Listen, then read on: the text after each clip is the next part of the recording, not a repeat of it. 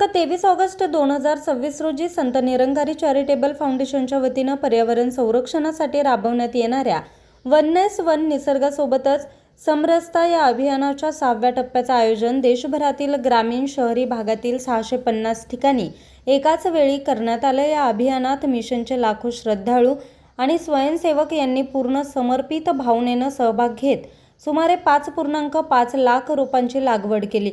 निरंकारी सद्गुरू माता सुदीक्षाजी महाराज आणि निरंकारी राजपिता रमितजी यांच्या पावन आशीर्वादानं आयोजित करण्यात आलेल्या या महाअभियानाला बाबा हरदेव सिंहजी यांच्या दिव्य संदेशाची प्रेरणा आहे।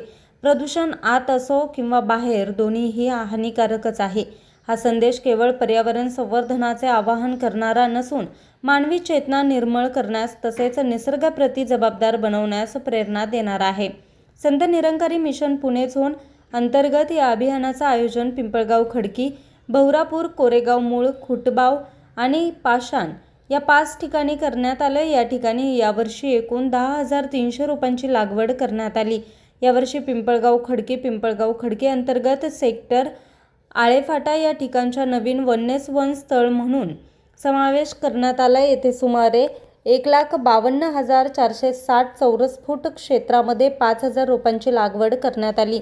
रोप लागवडीसोबतच पुणे झोनमधील मागील वर्षांमध्ये लावण्यात आलेल्या 42,785 वृक्षांचं संवर्धन व देखभाल करण्याचं कार्य सेवादारांकडून करण्यात आलं। विशेष उल्लेखनीय बाब म्हणजे या सर्व ठिकाणी लावण्यात आलेल्या रोपांची 100% जिवंतता कायम राहिली। ही नियमित देखभाल, वृक्ष संवर्धन आणि समर्पित सेवेचं प्रत्यक्ष उदाहरण आहे। संत निरंकारी मंडळाचे सचिव जोगिंदर सुखीजा यांनी सांगितलं की ऑगस्ट 21 मध्ये सुरू झालेल्या या अनोख्या उपक्रमाने देशव्यापी जनआंदोलनाचं स्वरूप धारण केलं। भारतातील विविध राज्यांमध्ये आतापर्यंत 650हून अधिक वननेस वन स्थळांवर श्रद्धाळू आणि सेवादार पूर्ण समर्पित भावनेनं वृक्षांचं संरक्षण व संवर्धन करत आहे। या अभियानाचं वैशिष्ट्य म्हणजे मिशन केवळ रोपांची लागवड करण्यापुरती आपली जबाबदारी मर्यादित ठेवत नाही, तर ही रोपं मोठी होऊन वृक्ष बनेपर्यंत त्यांचं सातत्यानं संरक्षण करण्याचा संकल्प पूर्ण करते। प्रत्येक रोपांची 3-5 वर्षापर्यंत नियमित देखभाल केली जाते, जेणेकरून त्यांची योग्य वाढ होऊन ते घनदाट लघुवनांचं स्वरूप धारण करतील, जैवविविधता समृद्ध करतील, स्थानिक परिसंस्थेला बळकटी देतील आणि भावी पिढ्यांना स्वच्छ व हिरवगार वातावरण उपलब्ध करून देतील। बातमी संकलन नितीन कांबळे, मुख्य संपादक, आज 24 तास, पुणे।